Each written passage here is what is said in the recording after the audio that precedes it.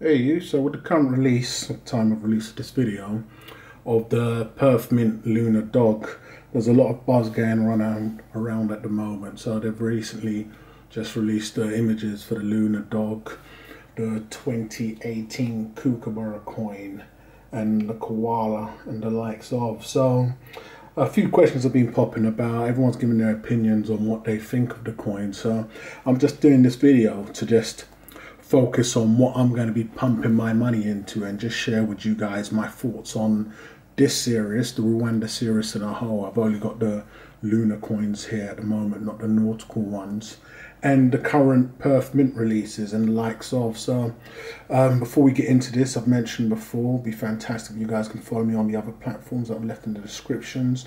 It'll also be fantastic to get you guys' thoughts on what you believe and where you think the lunar series is going and other series, and what you actually think of the Rwanda series as a whole. They currently have 3 name brand coins out, so that would be the wildlife series.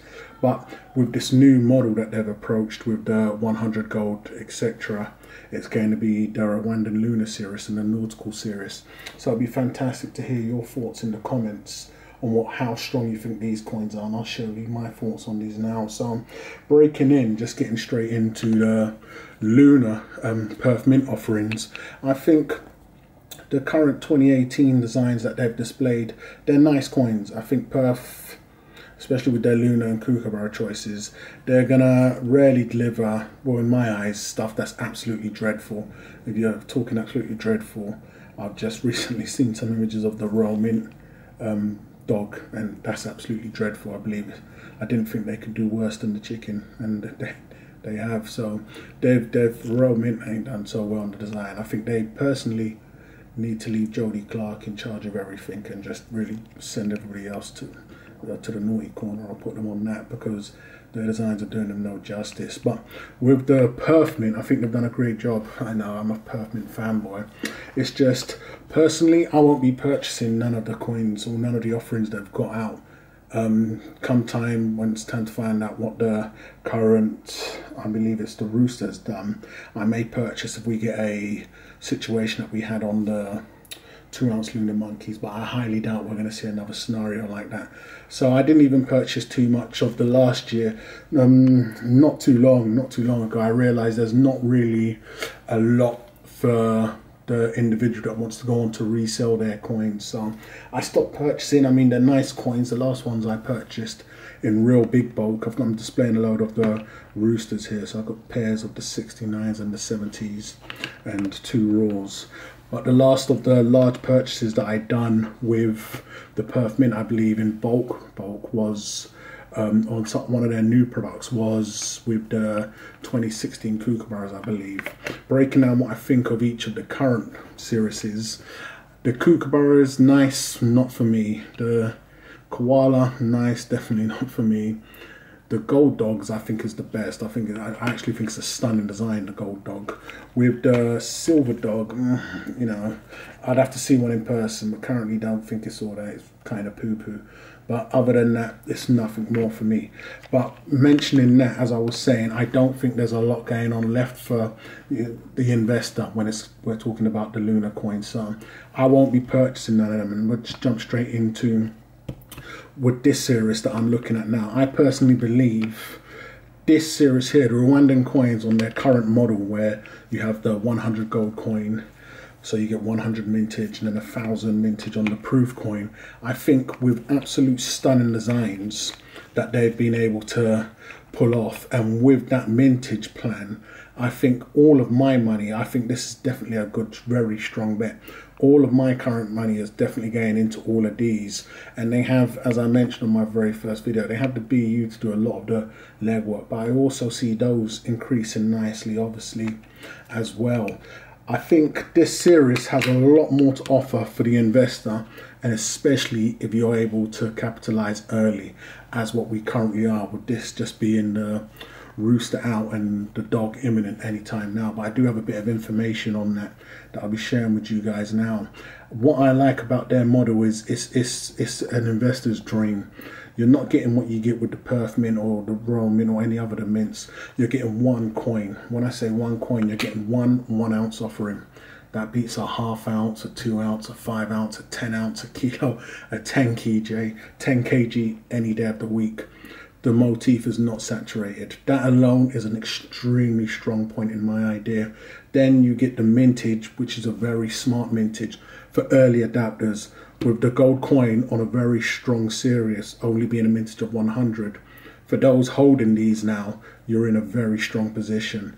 Now, I say that because I now know, and it's public knowledge, that the current dog, they've increased the mintage. Now, I knew they was going to do that, and I did mention it on my first video, but the mintage has been increased to 188 coins for the dog, which means this gold coin now becomes a key coin in many ways. It was the first in a series that's just starting, whereas the Perth Mint, we're down there at the tail end, we're at the very end. There's not really a lot of, ushy-gushy there. Whereas with this, we're at the very beginning. Now, this being the key coin, being the first made it a key coin by default, but also understanding that it's going to be the only coin within this series that's going to be having the mintage of 100 with the gold is absolutely fantastic. At the moment, there's not a lot of information whether they've increased the mintage on the silver proof. I can't confirm that. I'm not sure. I don't think it'll be a very wise move, but I think with the gold, it was inevitable, as I mentioned the very first time when I unboxed these.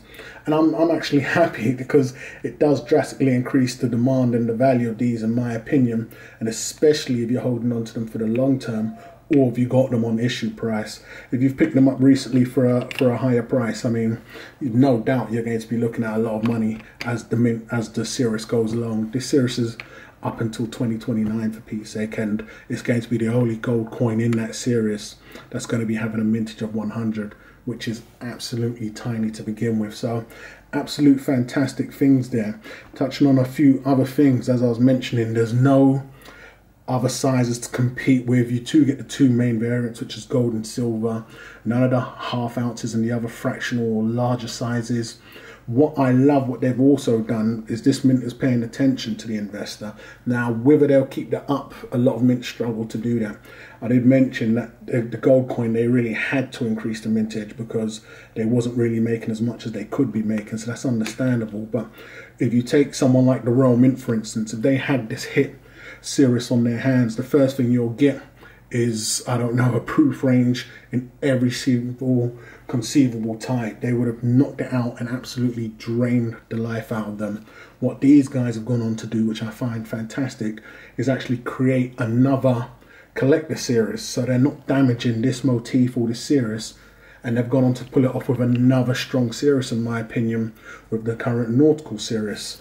Now, they didn't take the approach of actually draining and rinsing this current motif out. Instead, they created a new series, which I think is very smart on their end, because they didn't damage or deter or make others that had already invested in the lunar series, didn't make them turn away. Instead, they created a series, and if you're not for the nautical series, you can always fall back on this lunar series, which has absolutely stunning designs. With the design, I think it can go on to be the only series that can truly give Perth a run for their money. Now, it's different. I wouldn't say Perth even make the best lunar coins. I've seen many from other mints that have very, very nice designs. I would even say better than Perth, but they haven't had what it takes to go on to be good, either investable for an investor or even, go anywhere near Perth. This series currently does. This mint is doing a fantastic job with this. This is where I'm currently pumping all of my money currently. I'm not going to be investing in anything else with the other coins unless Perth brings out something like, I understand they're already gaining to drain the life out of the swans with a gold variant and another silver variant. So this is exactly what I mean. It'd be great if they just kept that 25,000. I think the mints are big enough where they can afford to bring out a line or a coin and dedicate it just to their hardcore supporters, or just make it an investor's line. Both the Perth and the Royal Mint have more than enough funds to do that, where it's a lot more appealing. Instead, you find in these struggling times, the Mint's tactic is, we'll knock out a whole load of crap, and should we make a home run with one, we'll just drain the life out of it. And that's great for them, but in the end of the day, all it's going to do is push people that really promote and love their stuff away, like myself. I can't see the Lunar series in general ever being good. Personally, from the Perth, now don't mix up what I say never being good. I mean, it will never be of interest to somebody like myself that wants to purchase the coin to go on to hopefully sell it for more of a profit. That's just not the case now. When they release a coin, it's just way oversaturated. Now, as I'm saying, don't get misunderstood with saying they make bad coins. If you're a collector, as I've mentioned in my collector per plus, you know, it's fantastic. They will continue to make fantastic collector coins, the best of the best from, if you ask me. But if you're a slash investor or you want to go on to maybe sell at a later date for some type of a premium, I don't think there's anything there. You know, the Royal Mint has their one-off, one-hit wonders when they do their sovereign coins, the anniversaries and the likes of. I personally think Perth Mint should keep the Swan series to 25,000. At the moment, that's the thing that's keeping people engaged. They've got more than enough glowing and dark dinosaur coins and, you know, just what was you thinking coins out there that they can tamper with. If the mints want to draw people back in, you know, they may have more than enough, and what I'm saying may not mean crap. But I think they should really look more to what, you know, us greedy sods want, and we want a little something as well, instead of them just releasing coins and taking everything and saying, here you go guys, you know, there's absolutely nothing left in there, it's all yours. So this is what I'm focusing all my funds on at the moment. This is the series of yours asking me what I'm backing. It's everything coming out from this camp here, the Rwandan coins. I have it on good information that the nautical coins sold extremely well, extremely well. I don't think they're going to be better than the lunar coins, because we know what we're getting with the lunar coins. But currently they are burning hot. Expect the same things when you're getting one of these gold coins on the 100 mintage. I mean, dealers have damn near gone on to increase the prices on the nautical coins a lot faster than what they did with the rooster coins. But these rooster coins now, I'm getting a lot of inquiries, and just for anybody serious individuals interested, as whenever I show these, I always get a lot of inquiries. I recently done a deal on a raw one for over $4,000. So if you are going to make contact, just know where we're going to be starting when we're talking negotiations.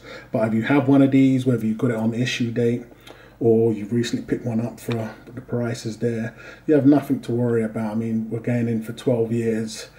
It's going to be the key coin. It's going to be the only one in the series with the low mintage of 100.